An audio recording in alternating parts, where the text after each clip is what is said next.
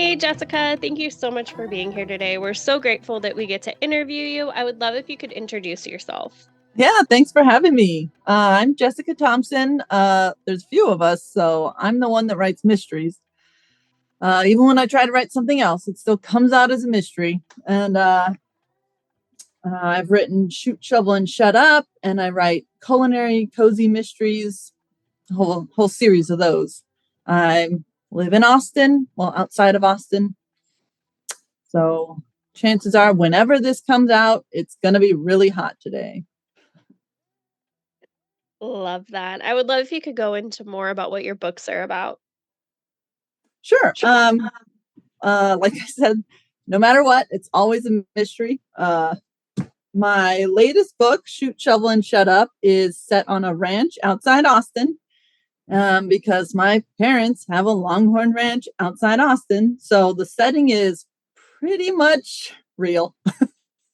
The people are not my parents, though. Don't worry. My parents are way cooler than the characters in the book. um, it's a kind of a distant retelling of Agatha Christie's Death Comes as the End, because that's like a whole family compound, family living all on one property. And that is kind of what we were doing, what I was doing. I built a house on my parents' ranch. So I was living there and read that book, and I was like, wow, this would be great as a modern Texan family. And it is, if I do say so myself. And then my series is culinary cozy mysteries. So it has recipes after maybe half of the chapters. Anyway, lots of recipes because it's like the food we were already naturally talking about in that chapter. So Violet, our main character, will be catering a wedding, and she makes, let's see, the only one I can think of right now off the top of my head is pink tortillas. So then there's there's a recipe for pink beet and flour tortillas because it's like crushed up beet chips. Anyway, so then there's a recipe for that at the end of the chapter. And then there should be 3 of those out by the time this comes out. Love that. What inspired you to write your books? When I found the genre, it was really like this is it, because I always loved mysteries, and I have been thinking about writing a recipe book, but I don't have any like street cred. I don't have a restaurant, or like I'm not famous. So it was like, well, wouldn't do any good writing a cookbook because I'm not Snoop Dogg. So I was, that was an idea in the back of my head, and mysteries. So then when I found the genre of culinary cozy mysteries, Clouds Parted, Choirs of Angels, I knew that was it. That was a place I could carve a place for myself. Love that. When writing your books, who were you thinking of when it comes to who your books are for? I think people like me, because I like clean, I like mysteries, and I don't know, I like puzzles and adventure, but not swear words and sex scenes. So so they're clean, even though there's some death. It's clean otherwise. Love that. How long have you been writing and what made you really sit down and start? Mm. Yeah, I've always kind of liked it. Like, I wasn't rolling my eyes every time a teacher assigned a writing project in class. So I liked it then, but I always thought it was too competitive.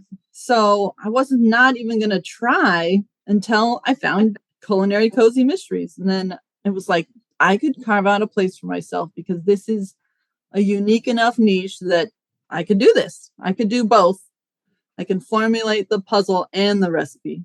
So that was really when I started. And it was probably 7 years ago. So right when I was looking for, like, how do I say this? I had met all my goals. I set a little too realistic of goals sometimes. So then I actually like achieve them and then have to go, wait, what am I doing now? So I was looking for a new I don't know, direction, and found the cozy mystery genre at the same time. So good timing. But yeah, 7 years ago is when I was really sat down.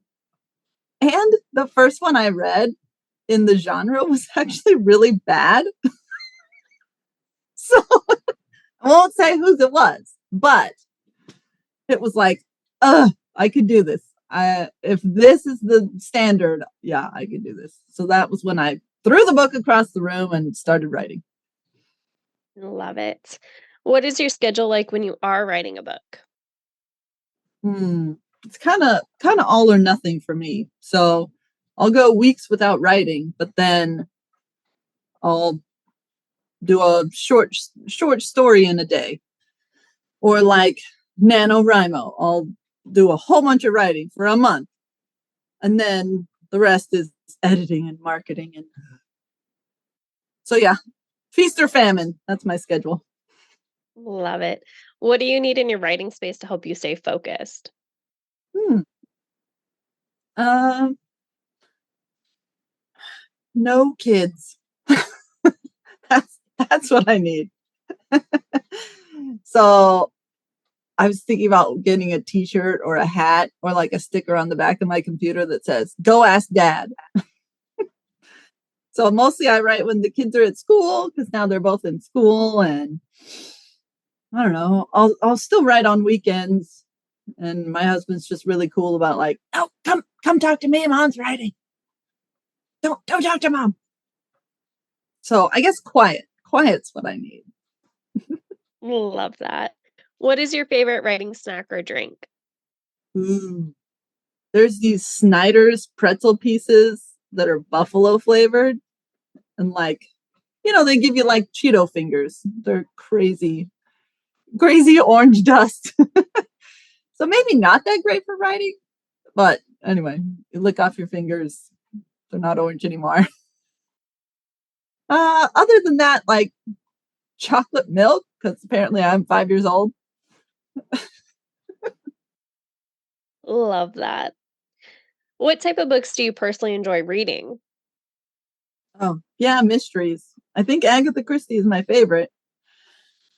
Uh, but yeah, mysteries, and then I can also call it research, and and then that way I can like veg out and watch something. And if it's a mystery, it's research. Uh, but yeah, I kind of like everything that's not erotica or horror. Those are distracting. But yeah, kind of everything. Jane Austen, Agatha Christie, classics. Yeah. Love that. Are there any books or authors that inspired you to become a writer? Um, Agatha and my friend. I have a friend named Heidi Obar. So she was the only writer I knew like in person, in real life. And she had already self-published a recipe book. So it was like, oh, it can be done. And I was working on a rough draft, like in secret, not telling anyone. And how did it come up? It was that her and her husband were writing a second book, and they were like, "Hey, do you want to be in our second recipe book?" And it was the first time I told anyone. It was like, okay, yeah, because I'm secretly writing a book, and this would be good to like crack into publishing. So then they were like, so then we called it Write Club, because the first rule was you don't talk about Write Club. So it was four of us secretly writing. Now we talk about Write Club, but yeah, so she was pretty darn influential, because once I found that writing community, then I actually finished my rough draft. Love that. What books did you grow up reading? Did you have an all-time favorite? Mm. Oh yeah, what's it called? I was just talking about it the other day. I can picture its cover. A Trapped in Time. I forget who the author is. But yeah, Trapped in Time was like a YA, and like set in Louisiana. I don't know, maybe someone can help me out in the comments, but yeah. Oh, Locked in Time. That was it. Locked in Time. So like her dad gets remarried. It's kind of a mystery and really adventurous and cool setting. So yeah, I think that was my favorite book as a kid. And I was just thinking the other day, I gotta give Ender's Game another chance because I didn't like it when I read it as a kid. Everyone was too mean. The whole book was just people being mean to each other the whole time. Anyway, so I got to give it another chance. Love that. On the other side of that, now as an adult, what are your favorite series or authors that if they come out with something, you automatically grab it? Oh yeah. Uh, uh Man, I'm blanking out on everyone's names today. But yeah, even the new Agatha Christie's, because someone else is writing new Agatha Christie's. So, they're not by her, but they're Poirot stories. And maybe you can edit this part out because I can't remember her name. Oh yeah. And Josie Kilpack is also like an automatic buy for me because I don't know if she's writing cozy mysteries as much anymore. I think she switched genres, but I think she's my favorite cozy mystery author that's alive. Love that. What would you tell someone just starting out with reading again? Hmm. I think you really have to find which genre you love because you don't have to read what everyone's telling you to read. Because yeah, I didn't really love reading in school because they were making us read depressing books. So no, I don't like Catcher in the Rye. Sorry, but yeah, if you find a genre you love, then you'll love reading. So I think if you've either haven't been into reading or you're not into reading or you're just getting back into it, find your genre. Love that. On the other side of that, what would you tell someone just starting to write their own book? Ah, so if you're doing it in secret, I would say find your tribe, find those other writers because that writing community, you never know how it's going to be, and like you think it's going to be all competitive, but everyone was so warm and inclusive once you actually start saying I am a writer.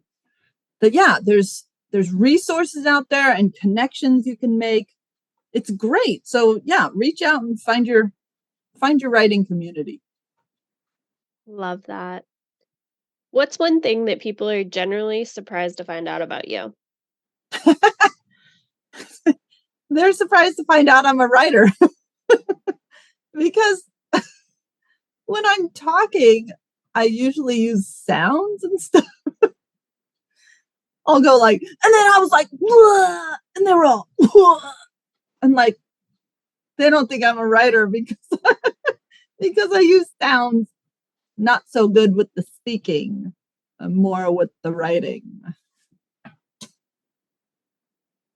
Love that. Is there anything you would like to say or add? Oh, try culinary mysteries because even if they're not mine, a lot of people haven't heard of them before. And then I've gotten a lot of my friends to try them, and then they're like, "Whoa, these are great!" Because they're just fun. So pick up a culinary cozy mystery sometime. They're great. Love it. Where's the best place for readers to find your books? I know some readers love signed copies. Is that an option and the best place to connect with you? Sure, just connect with me on Instagram. I'm Jessica Author 2 because I had to start a new profile, or my website jessicathompsonauthor.com. Yeah, I think you have to reach out to me for signed copies because I'm exclusive to Amazon. So there's like tricky Amazon contract things that like I'm not supposed to sell other places. But anyway, if you just want the book or the ebook, Amazon's the best place to get it fast. So yeah, my books are on Amazon, all of them. But yeah, if you want signed copies, reach out to me. Amazing. Well, thank you so much for coming on. We're so grateful we got to interview you. We'll be sure to drop those links in the show notes. That way everyone can find you. And again, thank you so much. Thank you.